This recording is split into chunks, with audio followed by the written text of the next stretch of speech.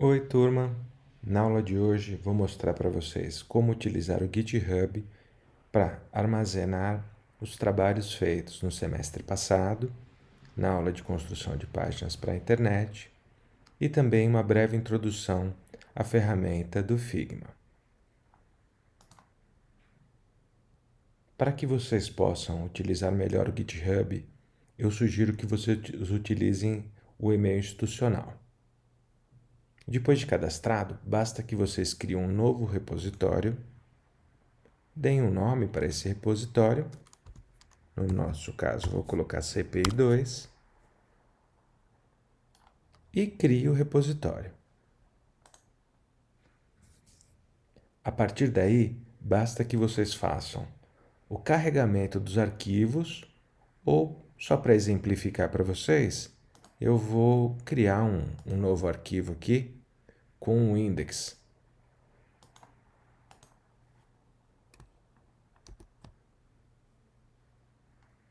Lembrando que cada arquivo criado deve ser feito um commit para carregar esse arquivo e alterar o repositório, adicioná-lo no repositório. Pronto. A partir daí, basta que vocês configurem que este repositório tenha a característica de página e indiquem que será utilizado a pasta principal e salve ele. Isso vai gerar para vocês um link. Se vocês clicarem nesse link, deve abrir a página HTML que vocês criaram. Às vezes demora um pouquinho para que isso seja carregado no site. Então, se aparecer uma mensagem de erro, vocês tentem novamente daqui a pouco. Este link é o que eu quero que vocês, do repositório de vocês, do usuário de vocês do GitHub, coloquem como exercício da atividade postada no Classroom. Muito bem, vamos conversar um pouquinho então sobre o Figma. A ferramenta de design atual que é utilizada e, entre outras que existem, foi escolhida devido à facilidade de colaboração e criação de componentes e maquetes, protótipos que vamos utilizar na disciplina. Para fazer esta introdução e outros materiais que eu também vou utilizar na nossa disciplina, eu fiz uma adaptação do curso de introdução que os alunos da Universidade de Berkeley, na Califórnia, produziram no início deste ano. É um curso muito interessante e os alunos trabalham com o conceito de você poder, ao citar os autores, também utilizar os materiais. Então foi feita a tradução desse material e está sendo compartilhado com vocês. O primeiro conceito mais importante é sobre o design, que ele passa da própria construção de páginas e trabalha em outras frentes, seja no processo de solução de problemas, na construção de estéticas e formas, na criação de uma narrativa, de uma história que consiga explicar os conceitos, o espaço, o tempo, a experiência e também a relação com a comunidade. Para que isso seja desenvolvido, existem algumas metodologias utilizadas em design. A primeira delas é buscar centrar nos desafios que o ser humano passa e também nas necessidades humanas para empresas, para criar então produtos, artefatos de design voltados para esses desafios. Também é possível utilizar o design como ferramenta de acessibilidade para ajudar as pessoas, um público-alvo, para que se criem artefatos de design universal. O design também pode ser utilizado para a compreensão da história e também ser fonte de produtos e serviços que promovam a equidade na comunidade.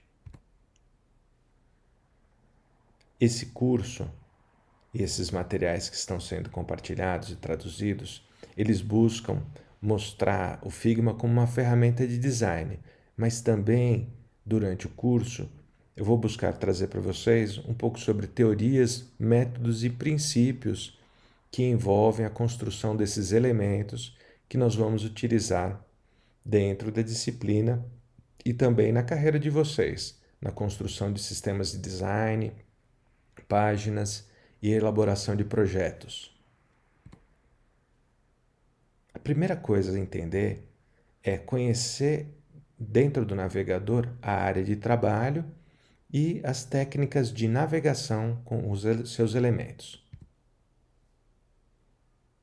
A primeira técnica mais simples é a de panning, que é a movimentação do conteúdo que está dentro da área de trabalho. Para isso, basta apertar a tecla H ou a barra de espaço e você consegue, como uma mão, movimentar o seu conteúdo. Também é possível aplicar um zoom ou também o mais e o menos. Rolando o mouse também você consegue aproximar ou se afastar. Mais à frente veremos outras técnicas para poder fazer esse zoom ser mais produtivo. Existem 4 elementos principais no Figma. São 3 barras de funcionalidades, sendo que a barra de tarefas está em cima, tem uma barra à esquerda e uma à direita. Dentro das barras da esquerda e da direita, existem também painéis. Cada uma das barras tem 2 ou 3 painéis com informações diferentes. A área de trabalho mesmo, ela é composta onde você está colocando os elementos e modificando eles. Você pode ter uma visão geral apertando Ctrl e chave. Na barra da esquerda, a gente possui informações sobre as páginas e as camadas, os quadros que organizam os objetos da área de trabalho que nós estamos utilizando no primeiro painel. O segundo painel possibilita que a gente observe quais são os componentes que foram construídos ou estão compartilhados com este arquivo a partir de bibliotecas que são adicionadas ao nosso arquivo. Na barra da direita, nós temos 3 painéis. O primeiro painel mostra todas as informações de cada componente ou grupo de componentes selecionados. Eles podem estar relacionados ao alinhamento, seja no texto ou do próprio elemento, a camada, a mesclagem, o tipo de mesclagem que esse elemento possui, o preenchimento, as linhas, efeitos e também a possibilidade específica de se exportar o conteúdo para JPG ou SVG. O segundo painel possibilita que criemos interações para cada quadro, para que nossos protótipos sejam interativos e a gente consiga criar, a partir de elementos que são de interações que são realizadas com os elementos, novas modificações ou navegações, fluxos de navegação. Quando estivermos trabalhando jornada do usuário ou fluxo de navegação, isso será muito importante. E o último painel trabalha na inspeção dos elementos em relação às suas características da tela, para quando você quiser, por exemplo, levar este elemento e trabalhar ele numa página em HTML, você consiga fazer isso de maneira tranquila. Então é possível, inclusive, ver exemplo de código, fonte, de como mostrar o CSS numa página. A barra de ferramenta superior traz os elementos e ferramentas que a gente utiliza para operação e construção dos nossos protótipos, nossos designs. A primeira ferramenta é a de seleção. Ela permite que selecionemos todos os elementos e, a partir daí, façamos a movimentação desses elementos, alterando o seu posicionamento dentro do espaço que estamos trabalhando. A tecla de atalho é V. Além disso, existem duas maneiras de trabalhar os elementos. A partir da seleção, nós podemos agrupá-los para que a movimentação desses elementos aconteça de maneira agrupada. E também podemos fazer o chamado aninhamento, que além de se agrupar, você coloca elementos dentro de elementos. Isso ficará mais claro mais à frente. Algumas vezes vamos precisar movimentar nossos elementos tanto na vertical quanto na horizontal. Para isso basta pressionarmos a tecla Shift e aí quando movimentarmos o elemento, ele percorrerá ou o eixo Y ou o eixo X. Uma das coisas mais interessantes é que o processo de duplicação de elementos é simplificado tanto pela tecla Ctrl D, como simplesmente ao selecionar os elementos, apertarmos a tecla Alt enquanto movimentamos. Isso vai criar uma cópia desse elemento. Também é possível, a partir da seleção, identificar o distanciamento entre os elementos. Isso será muito importante na hora de organizá-los dentro de uma tela. Outra funcionalidade importante é o dimensionamento, a rotação e a inversão. Ao selecionarmos um elemento e levarmos o mouse para a sua quina, você verá que o mouse modifica o seu formato e você pode rotacionar o elemento. Para invertê-lo horizontal ou verticalmente, basta pressionar a tecla Shift e H ou V e você vai ter uma inversão horizontal ou vertical do elemento. O principal deste primeiro conceito é entender que a ferramenta de seleção é acionada pela tecla V e os comandos a partir da seleção desses elementos serão naturalmente aprendidos ao você tentar apertar o Shift, o Command, o Ctrl, o Alt, você vai ver como isso vai funcionar em relação aos elementos. Agora, nós vamos ver os principais componentes utilizados para o design. Esses três componentes possibilitam criar grandes produções. A maior parte, além de outras ferramentas como a de desenho que veremos mais à frente, e a de comentários, já possibilitam que a gente crie quadros e dentro desses quadros os elementos que vão representar, que poderia ser inclusive a tela do seu mouse ou a tela do site que você está produzindo. Existem alguns métodos para criar os quadros. O mais simples dele é, a partir de selecionar a ferramenta quadro, dar um duplo clique uma vez para criar um quadro de 100 por 100 pixels. Ou você pode selecionar o tamanho que você quer ou arrastar ele. Você pode selecionar um tamanho padrão ou então criar do tamanho que lhe convir.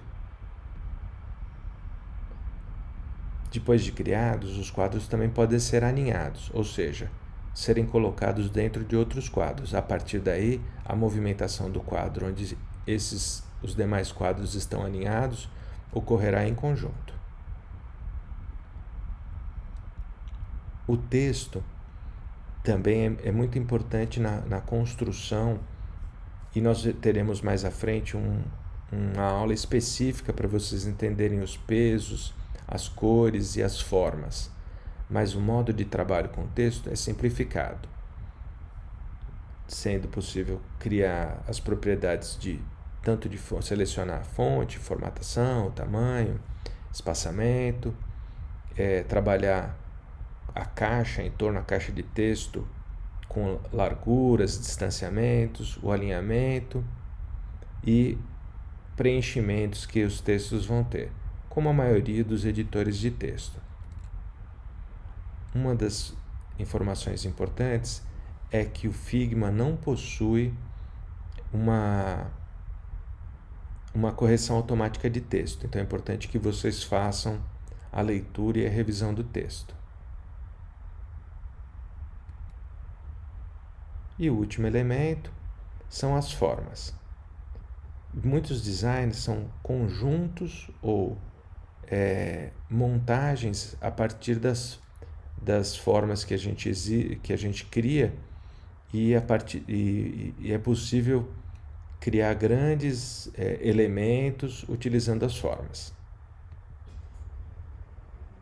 É importante lembrar que no canto direito, você pode ter uma variedade de propriedades e as principais são o preenchimento, a linha, a borda, e os efeitos que podem ser criados de sombreamento interno, externo. Também é possível que você preencha a forma com uma imagem. E aí, esta imagem fica disponível para que vocês criem a imagem de maneira que ela esteja distribuída, esteja expandida, esteja centralizada e possibilite que vocês trabalhem com essa imagem dentro da produção de vocês. Além disso, existem maneiras de se utilizar também as chamadas formas inteligentes, que são recursos de construção de formas com diversas propriedades, onde a gente pode também automatizar ou agilizar a construção dos nossos protótipos. As questões, então, serão trabalhadas com a turma.